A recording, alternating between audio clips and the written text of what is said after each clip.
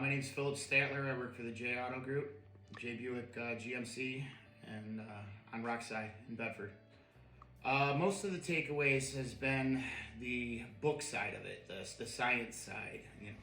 I came in already knowing how to replace brakes, but this is more of an in-depth look at the science behind it, what's involved, how it works, things like that.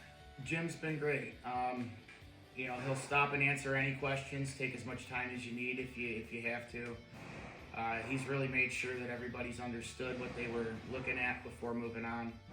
Do you think that this training will make you more efficient and more money in the long run? Absolutely.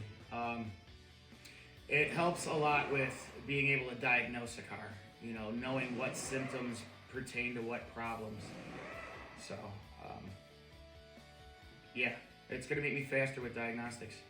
Well, obviously, Emil and everybody at the J Auto Group, to finally take the steps and help me get on my path to certifications.